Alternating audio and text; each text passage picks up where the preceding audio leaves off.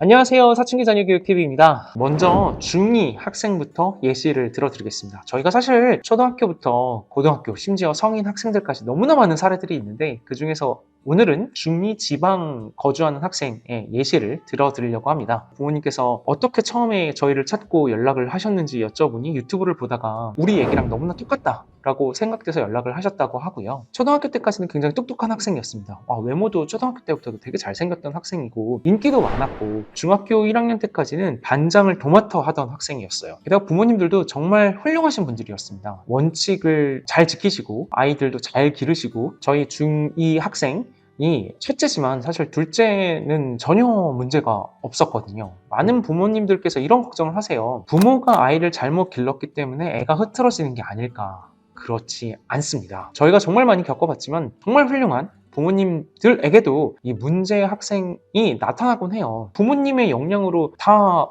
설득하지 못할 수 있죠. 부모님의 보여지는 DNA와 어떤 기질이 모두 아이가 똑같게 갖고 태어나냐? 그렇지 않잖아요, 사실. 우리 부모가 이런 사람이라고 할지라도 아이는 전혀 다른 기질과 성향을 가질 수 있습니다. 부모에게 먹히는 방식이 아이에게 안 먹히는 건 당연한 거예요. 하지만 잘생겼고 똑똑했던 이 학생이 사춘기가 이제 중학교 1학년 겨울부터 시작이 되면서 반항이 다각도로 시작이 됐고요. 인기도 좋고 학생들도 이끌어가는 리더 같은 아이였기 때문에 이런 반항기가 좀 보여도 학교에서도 좀 방어를 했어요. 성적도 좋고 선생님들이 이 학생에게 하는 평도 그간은 되게 좋았기 때문에요. 하지만 얘가 되게 영리한 학생이다 보니까 중2가 되면서부터 부모님뿐만 아니라 선생님들에게도 되게 교묘하게 선생님들을 긁기 시작을 한 거예요. 문제가 막 계속 됐습니다. 부모님이 얘기도 하고 설득도 하고 이끌어 나가려고 했지만 안 먹히는 거죠. 예전 같지 않았던 겁니다. 이거 도저히 안 되겠다라고 생각하셔서 저희에게 도움을 요청을 하셨고요. 처음에 부모님께서 궁금해하셨던 것도 그거예요. 센터큐는 서울 강남에 있는데 우리는 대구에 있고 그럼 도대체 우리 아이를 어떻게 설득하시죠? 걱정 마십시오. 저에게는 이제 나우즈라는 온라인 솔루션이 있기 때문에 충분히 아이를 변화 설득시켜 나갈 수 있습니다. 부모인 우리가 이렇게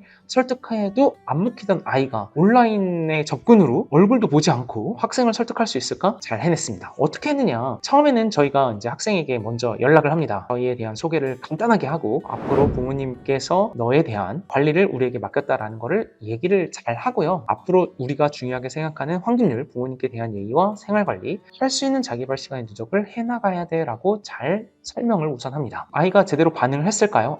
그렇지 않습니다. 그냥 뭐세요? 전 관심 없어요. 그냥 연락하지 마세요. 라고 하죠. 저희가 한두 번 겪어보는 것도 아니고 수백 수천 번 겪어왔던 과정이기 때문에 당연하게 생각을 합니다. 부모님께서 일관되게 체계적으로 아이에게 혜택과 보상 그리고 이거를 받기 위한 약속의 구조를 견고하고 학생이 지킬 수 있게끔 체계적으로 짜서 이끌어왔다면 저희 역할이 없어도 돼요. 근데 대부분의 경우 부모님들은 이 역할을 제대로 못하십니다. 저희가 이 역할을 대신하는 거고 어떻게 해야 용돈이나 핸드폰 사용 시간이나 혜택을 받을 수 있는지를 잘 설명을 했고요. 그거를 만약 지키지 않았을 때 우리가 이런 혜택을 줄 수 없음도 잘 설명을 했습니다. 여기서 되게 중요한 게 화면에 보이시듯이 학생이 반항을 하더라도 굉장히 차분하고 일관되게 설명을 해나가는 게 중요합니다. 처음에는 반항을 하고 한 번은 용돈을 받기 위해서 깔아놨다가 용돈 받는 과정이 이제 귀찮고 무언가 해야 되는 게 많다는 걸 느끼면 이제 부모님을 공격을 하고 앱을 삭제하기도 합니다. 하지만 저희가 여기에서 되게 중요한 게 부모님에게도 저희의 앱을 통해서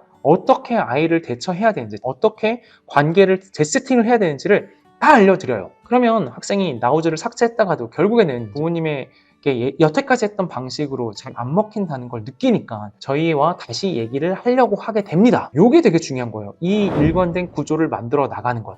이것이 저희의 강력한 힘이죠. 학생이 대답을 하기 시작을 하고 투덜투덜 거리지만 하나씩 해야 되는 일들을 진행하기 시작을 했습니다. 부모님께 무례하게 굴었을 때 그거에 대한 반성도 시작을 하게 됐고요. 반성할게요. 죄송하다고 할게요. 이런 식으로 반항하듯 했지만 이 과정이 쌓이면서 반성을 하는 게 귀찮으니까 부모님에게 예의를 갖추게 되고 그 예의를 갖추는 과정에서 부모님과의 관계가 다시 회복이 되고 그 과정이 자기 자신에게도 기분이 나쁜 일이 아니기 때문에 이거를 유지하려고 하게 되는 자연스러운 마음이 생깁니다. 학교를 잘 나가고 선생님들에게 특별한 문제를 일으키지 않게 되는 상황까지 하나하나 만들어 나가게 되었습니다. 원래 이 학생은 그래도 좀 했던 학생이기 때문에 불쾌함을 드러내기도 하는 과정들이 많았지만 이 과정을 잘 극복해 나가면서 중3 1학기부터는 학교에서도 문제가 많이 줄어들게 되었고 학원도 잘 다니게 되었습니다. 결국에 3학년 2학기가 될 무렵에는 학교 생활에서도 문제가 많이 없어졌고요. 인정을 받는 학생으로 다시 안정이 되었습니다.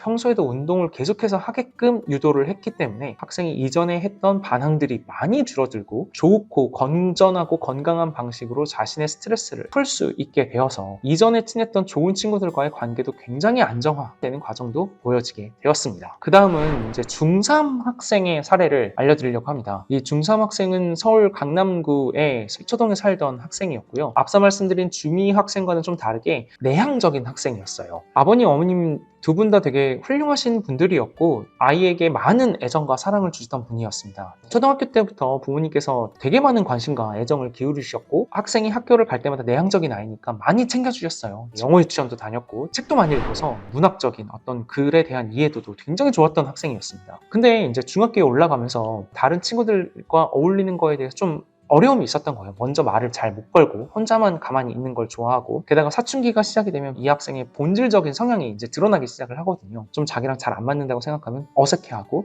이러다 보니 중학교에서 좀 적응을 잘 못했던 거죠. 초등학교 때처럼 이제 어머니가 열심히 주도적으로 친구들과의 관계를 만들어줄 수 있는 생태는 아니잖아요. 초등학교 때 친했던 친구들과 같이 중학교를 갔는데 친구들도 이제는 멀어지기 시작을 한 거죠. 그래도 새로 만나는 친구들과 친해지고 싶어서 말을 좀 걸고 적극적으로 다가섰다가 무시를 받게 된 거예요. 그때부터 이 학생이 학교에 나가는 걸 피하기 시작을 했습니다. 그래서 더 많은 애정을 주고 사랑으로 아이를 북돋우려고 했지만 여기서부터가 문제였습니다. 그래서 아이가 하루 종일 자기 멋대로 시간을 보내기 시작을 한 거예요. 이제 더 이상 공부를 하는 것도 아니고 건강한 루틴을 갖게 되는 것도 아니고 이 학생이 굉장히 집중력이 좋은 학생이었거든요. 그래서 게임에 푹 빠지게 된 겁니다. 머리도 꽤 좋고 집중력도 있고 인정받고 싶어하는 욕구가 있다 보니 게임을 정말 잘했습니다. 되게 높은 랭크에 있었고요. 영어 교육을 많이 받다 보니 한국어로 얘기를 하는 것보다 이제 게임에서 외국인 친구들과 얘기하는 거에 재미를 느낀 거예요. 외국인 서버에서 게임을 하다 보니 밤낮이 이제 뒤바뀌기 시작을 한 겁니다. 중2 때부터는 거의 학교를 안 나가기 시작을 했어요. 매일 아침마다 이제 어머님과 전쟁이 일어난 거죠. 어머니가 이제 아이가 내향적이어서 학교를 잘 못 나간다는 거에 대한 이제 걱정과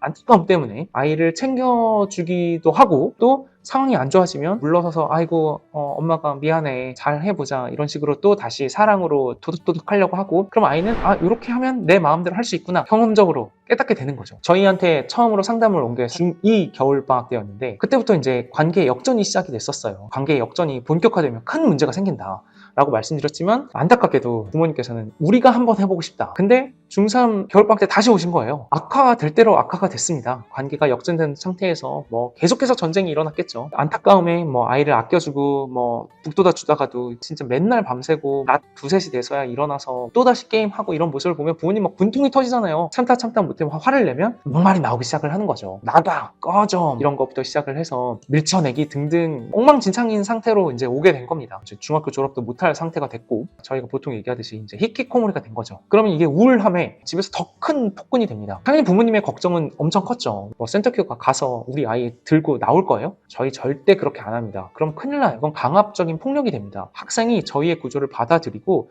차근차근 나올 수 있게 이끌어냅니다. 여기서 또 나우즈가 가동이 되기 시작을 했죠. 얼굴을 한 번도 보지 않은 저희의 팀원들이 연락을 한 거잖아요. 반말이 바로 튀어나오기 시작을 했고요. 당연히 다 먹고 막말 대담만 몇 번 오다가 끝났습니다. 저희가 부모님께 물질적인 혜택의 권한을 위임을 받기 때문에 통제가 되기 시작을 했죠. 그래서 이런 모습이 나타났습니다. 이거 누구한테 욕한 거냐? 이 가면을 쓰고 있는 저입니다. 저한테 막 욕설을 하기 시작을 한 겁니다. 욕설과 폭력, 막말 다 있었죠. 3회차의 경고 이후에 4회차 때부터 물질적인 혜택의 통제가 들어가기 시작을 했습니다. 그러니까 인터넷을 통제하기 시작을 했고 학생이 원하는 것들을 다 들어주지 않기 시작을 했죠. 그래서 당연히 반발이 심해졌고 저희 팀원들에게 막말과 협박을 하다가 안 먹히니까 이제 엄마를 괴롭혀서 제 번호를 찾아낸 겁니다. 저한테 이런 막말을 하게 된 거죠. 아직 얼굴을 한 번도 보지 않은 저희에게도 이런 막말을 할 정도면 부모님께는 어느 정도의 막말을 했겠어요. 저희 보시면 차분하죠.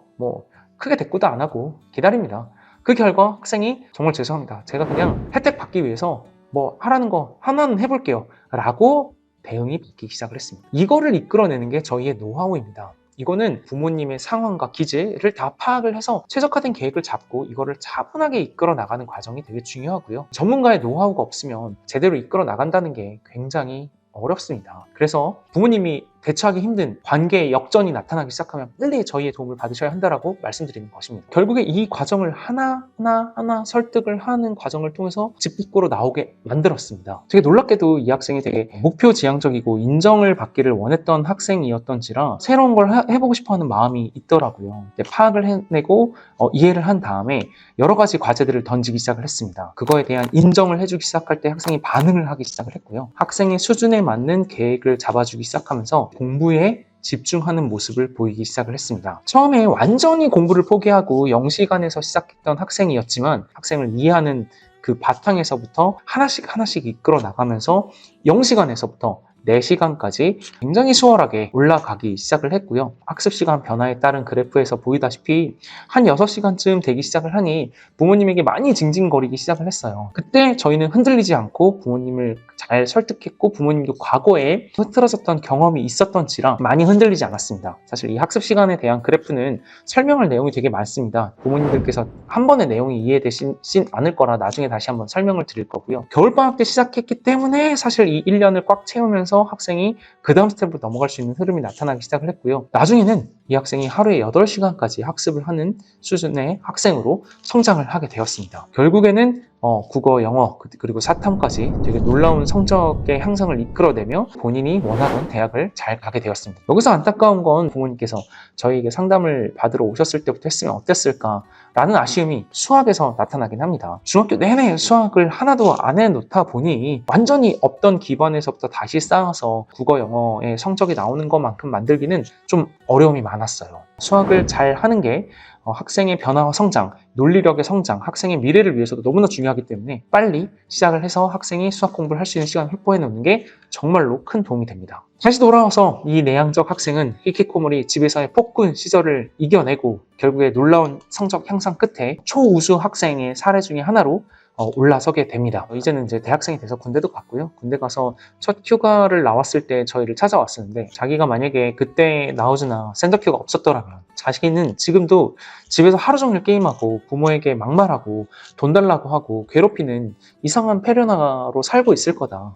그렇게 되지 않고 대학도 가게 하고 군대 생활도 잘 마무리할 수 있도록 도와준 저희가 너무나 고맙다라는 얘기를 많이 했고요. 저희도 학생에게 이런 말을 들을 수 있어서 정말로 뿌듯하게 생각을 합니다. 이 겨울방학을 어떻게 보내느냐가 다음 1년을 어떻게 확보하느냐로 귀결이 됩니다. 겨울방학을 준비하는 이 시점부터 어떻게 이 겨울방학의 시작을 만들 것인가를 부모님께서 정말 깊이 있게 고민하셔야 되고 이 도표에서 보시다시피 악화가 나타나는 모습 가장 큰 건 관계의 역전, 아이의 눈치를 봐야 되고 아이가 무서워서 말을 못하게 되는 그 시작점에는 빨리 저희의 도움을 받으셔야 된다고 저희는 확신합니다. 결론은 중2의 겨울방학은 아이의 인생을 업그레이드한다.